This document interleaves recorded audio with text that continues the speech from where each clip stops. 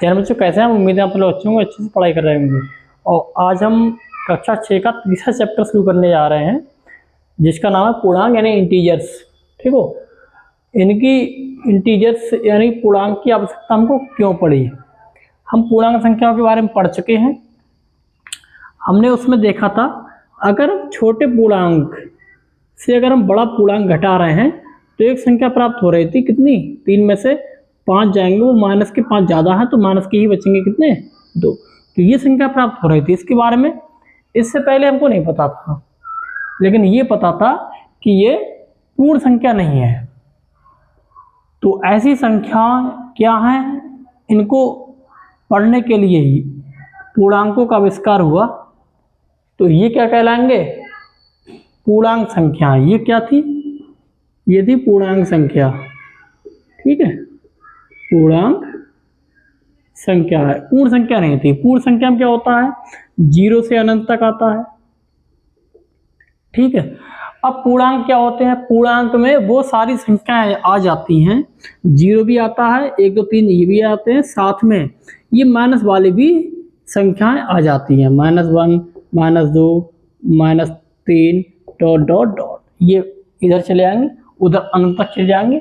ये minus infinite यानी minus अनंत, और ये प्लस अनंत। ये सारी संख्या क्या कहलाती है? ये पूर्णांक संख्या कहलाती है। पूर्णांक संख्या है। ठीक है, ये कहलाती है पूर्णांक संख्याएं। इनकी आवश्यकता क्यों पड़ी? इसीलिए आवश्यकता पड़ी, कभी कभी क्या होता है ना, जैसे हमने कोई चीज खरीदी, मान लो हमने बाजार में गए, हमने केले खरीदे 15 रुपये दर्जन थे। ठीक है, सस्ता भाव था पहले, अब तो खैर महंगे हैं। मान रहे हैं तो मान तो कुछ भी सकते हैं। 15 रुपये दर्जन थे। हमारे पास कितने रुपए हैं? हमारे पास 10 रुपये ही है। लेकिन दुकानदार हमारे जान पहचान का था। हमने कहा भाई 10 रुपये हमारे पास है, हम केले ले नहीं पाएंगे, अगली बार ले लेंगे। उसने कहा कोई बात नहीं, आप 10 रुपये ही दे दो और केले ले जाओ। तो हमारे पास कितने रुपये बचे? हमको जो दुकानदार को देने थे वो रुपये थे 5, और उसने अपने उधार खाते में लिख लिए। अब इस संख्या को हमारे लिए क्या है? उसके लिए तो उधार है, हमारे लिए इस संख्या का क्या है? ये संख्या का कैसे रिप्रेजेंट करेंगे? तो इस संख्या को हम आगे लिख देंगे माइनस। ठीक है, यानी कि हमारे पास ये संख्या कम थी जो उसके देने हैं, और जब दे देंगे तो ये कट जाएगा। ठीक है, तो ऐसी संख्या, ये संख्या के अगर इसको सांकेतिक रूप में पढ़ेगी क्या कहलाएगी? ये पूर्णांक संख्या ही कहलाएगी। अब पूर्णांक संख्या के बारे में पता चल गया, ये सारी पूर्णांक संख्या हैं। कुछ और देखते हैं। अब जैसे यहाँ पर 2 बच्चे खड़े हैं। ठीक है, बच्चे खड़े हैं, एक बच्चा इधर जाएगा और एक बच्चा इधर आएगा, उतनी ही दूरी जाएगा, इतना इतना इधर जा रहा है। जैसे 1 2 3 4 5, ये 5 मीटर इधर गया और 5 मीटर इधर आएगा। देखो 0 से इधर जाएगा, दाएं। ठीक है, दाएं या राइट, अंग्रेजी में से बोलेंगे राइट साइड। ठीक है, अगर इधर जाएगा तो प्लस में, ये सारी संख्या प्लस में, और इधर जाएगा तो इसे बोलेंगे बाएं, इसे बोलेंगे बाएं। और ये बाएं इधर आएगा ना, लेफ्ट, अंग्रेजी में कहते हैं लेफ्ट, और इधर आएगा ये होता है माइनस में। 0 से इधर हम चलेंगे तो माइनस में, -1 -2 -3 -4 -5। देखो दूरी बराबर ही रहती है।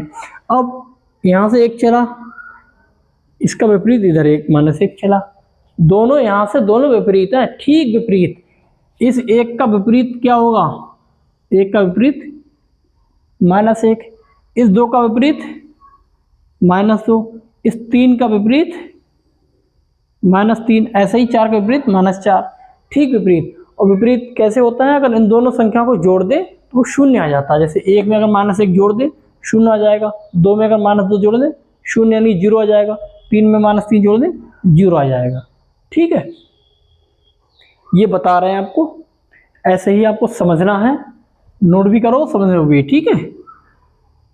ये सवालों में काम आते हैं, सवाल जवाब करेंगे ना तब काम आएंगे, ठीक है। अगर हम, ये धरातल है, ठीक है, ये क्या है, धरातल। इस धरातल से अगर हम ऊपर जा रहे हैं और इस धरातल से नीचे आ रहा है, ये क्या है, शून्य। ये क्या है, शून्य। इस धरातल से अगर हम ऊपर जा रहे हैं 1 2 3, अगर ऊपर जाएंगे तो प्लस में।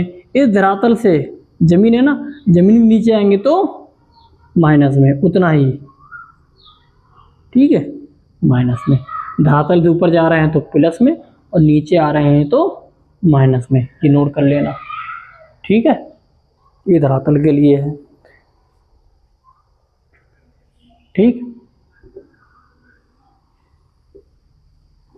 एक चीज और, क्वेश्चन करो, 8 0 से 8 कदम बाएं, 0 से 8 कदम बाएं। अब कैसे चलोगे, देखो ये 0 है, 0 है, इधर 1 2, ऐसे ही चलते जाएंगे। ये क्या है, ये दायां है,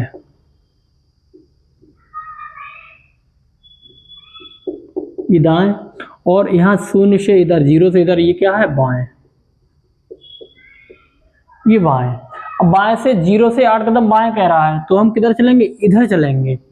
अब इधर जो 0 से इधर आते हैं, जब बाएं आते हैं तो माइनस में आता है, -1 -2 -3 -4 -5 -6 -7 -8, ठीक है।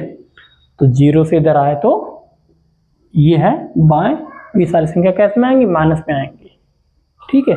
अगर हमसे कहता 0 से 8, 0 से 7 कदम दाएं, अगला एग्जाम्पल है 0 से 7 कदम दाएं, तो हम क्या करते, तब हम 0 से इधर चलते दाएं, ठीक है। अब इधर दाएं क्या होता है, प्लस होता है, बाएं होता है माइनस। 7 कदम चल रहे हैं ना, 4 5 6 7। आप संख्या, अलग संख्या रेखा ये बनाएंगे हम, तो बोर्ड है तो हमको दोबारा से ना लिखना पड़े, तो हम तो इसी में कर दिया। आप अलग बनाएंगे, वो सवाल अलग, ये सवाल अलग। तो हम कह रहे 0 से दाएं 7 कदम चलना, तो 0 से 1 2 3 4 5 6 7, ये 7 कदम दाएं आ गया। ये क्या होगा, पॉजिटिव। चिन्ह सहित लिखते हैं इनको, चिन्ह सहित, इधर प्लस और इधर माइनस। प्लस का चिन्ह लगाओ ना लगाओ एक बराबर है, तो इसलिए प्लस चिन्ह हम लगाते नहीं है, ठीक है, सही है। अब एक संकेत और लिख देते हैं, ये भी मिटा दे रहे हैं।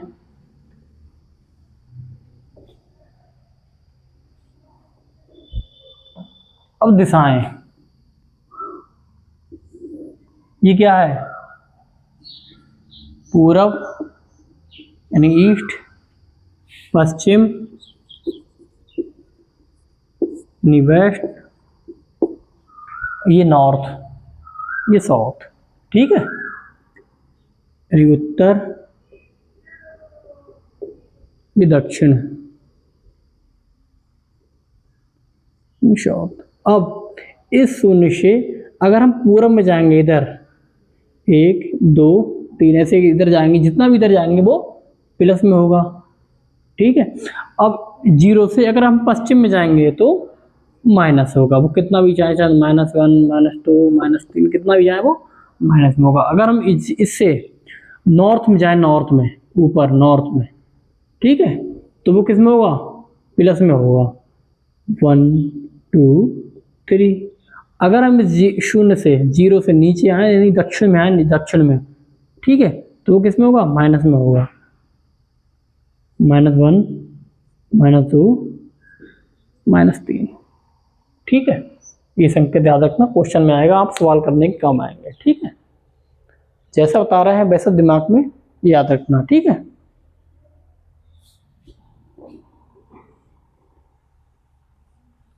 अब बात आती है पूर्णांक संख्याओं की। पूर्णांक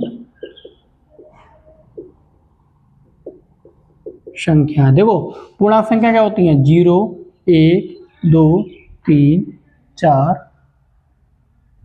3 तक लिखेंगे, बाकी डॉट लगा देंगे, ठीक है। अब देखो ये तो है प्राकृतिक संख्या, इसमें 0 शामिल कर दो, ये तो है पूर्ण संख्या। अगर इसमें माइनस की भी संख्या शामिल कर दें, -1, -2, -3, डॉट डॉट डॉट, अब ये क्या होगी? पूर्ण संख्या हो गई, ठीक है। अब ये अगर सही ढंग से देखें तो किस किस से मिलकर बनी है? ये अगर ये 0 से इधर -1, -2, -3, ये क्या कहलाती है? ऋण पूर्णांक। ये क्या कहलाती है? ऋण पूर्णांक। इनको कैसे रिप्रेजेंट करते हैं? I-A, ठीक। और इसमें बीच में आता है शून्य, यानी कि 0। 0 ना तो धनात्मक है ना तो ऋणात्मक है, ये क्या होगा? अऋणात्मक, अऋणात्मक होगा ये। अऋणात्मक को अंग्रेजी में कहते हैं नॉन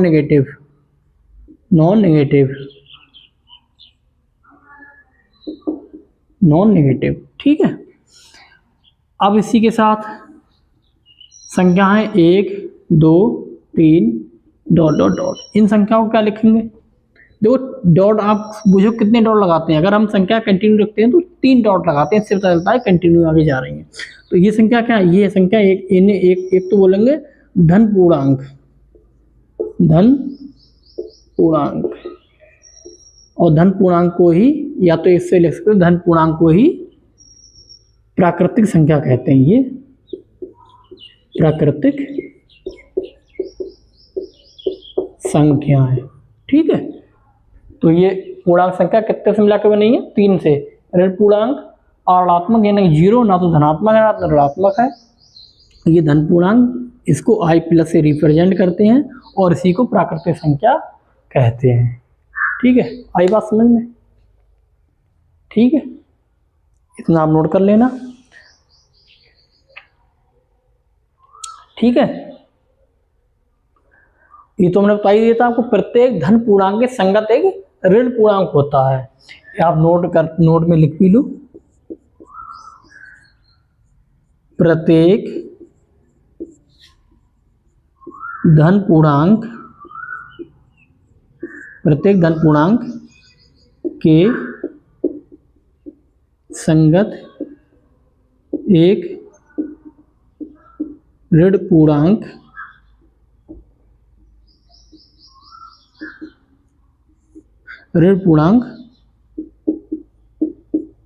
होता है, ठीक है। जैसे अगर प्लस में धन पूर्णांक है तो इसके संगत क्या होगा? ऋण पूर्णांक, वो होगा -1। प्लस का 2 धन पूर्णांक, इसका संगत क्या होगा? -2। प्लस का 3 धन पूर्णांक, इसका संगत क्या होगा? -3। यानी कि संगत, यानी कि अगर संगत पूर्णांकों का अगर संगत धन पूर्णांक, संगत ऋण पूर्णांक, इनका अगर योग करेंगे तो वो क्या आएगा? 0 आएगा, बस 0 आएगा, इतना ध्यान रखना। करके देख लो, चाहे इनका 2 जोड़ 0 ही आएगा, ठीक है।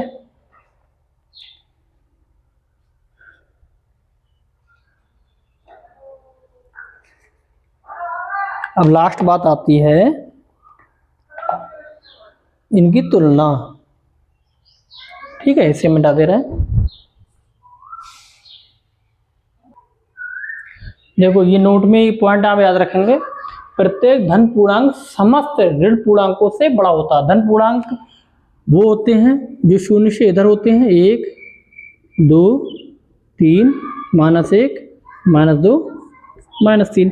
प्रत्येक धन पूर्णांक यानी कि इधर वाले जो है धन पूर्णांक है, ऋण पूर्णांकों से बड़ा होता है, बिल्कुल ठीक है। दूसरा पॉइंट है 0 प्रत्येक धन पूर्णांक से छोटा होता है। 0 जो होता है यहाँ पर है और ये धन पूर्णांक है, इनसे छोटा होता है, बिल्कुल ठीक है, ठीक है।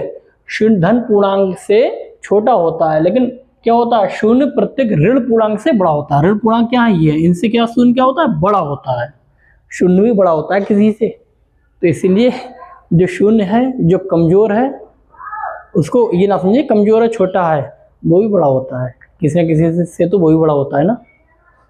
अब बड़े पूर्णांकों का योगफल प्रतिलोम योग, बड़े पूर्णांकों का योगात्मक प्रतिलोम छोटे पूर्णांकों के योगात्मक प्रतिलोम से छोटा होता है। कैसे, देखो, जैसे ये 5 है, 5 बड़ा है कितने से, 3 से है। अब इसका योगात्मक प्रतिलोम, देखो योगात्मक प्रतिलोम मैंने आपको बताया नहीं था, वो बता दूं पहले। हेडिंग डालो योगात्मक प्रतिलोम, इसको आप याद रखेंगे। योगात्मक प्रतिलोम वो होता है, बस इसमें क्या होता है, माइनस लगा देते हैं। कोई संख्या है 5 है, अब इसका 5 का योगात्मक प्रतिलोम ज्ञात करना है। कैसे ज्ञात करेंगे, का योगात्मक प्रतिलोम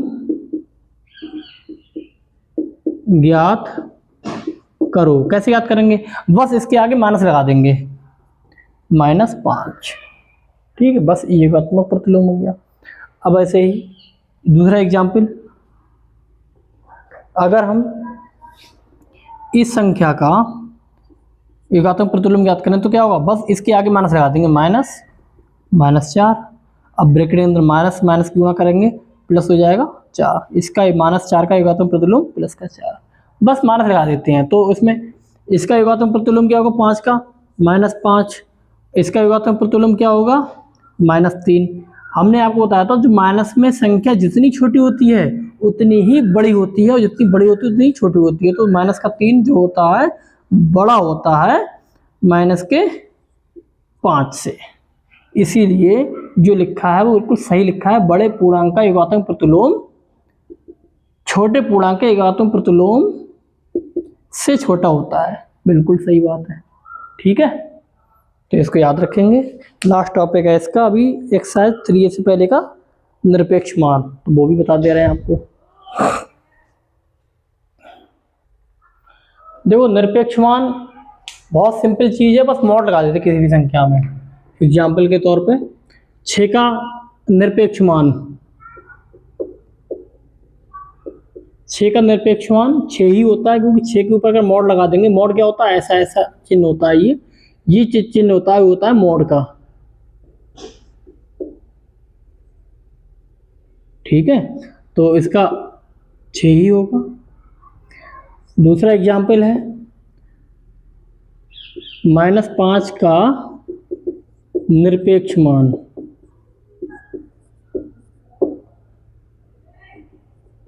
ज्ञात करो। बस इसमें क्या करेंगे, मोड लगा देंगे, -5 और मोड लगा देंगे। देखो अब ध्यान देने वाली बात है, ये जो मोड होता है अगर इसके अंदर कोई माइनस की संख्या होती है वो प्लस में हो जाती है, वो माइनस में संख्या होती है वो प्लस में हो जाती है, तो क्या हो जाएगा, ये प्लस का 5, ठीक है। तो कितना का भी लगा दो, अगर माइनस का 7 देखेंगे तो क्या आ जाएगा, प्लस का 7, ठीक है, ठीक है,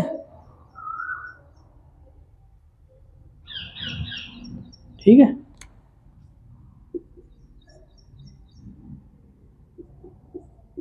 चाहे ऐसे लिख दो, कोई बात नहीं, ठीक है।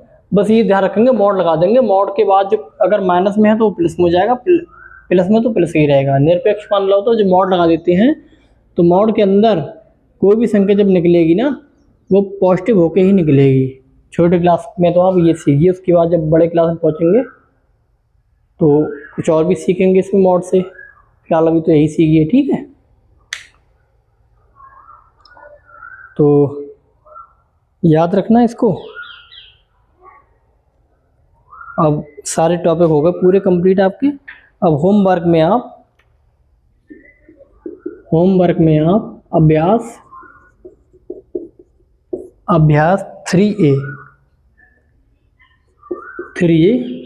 कर सकते हैं, ट्राई करके देखना, पूरी नहीं आएगा तो हम बताएंगे, ठीक है।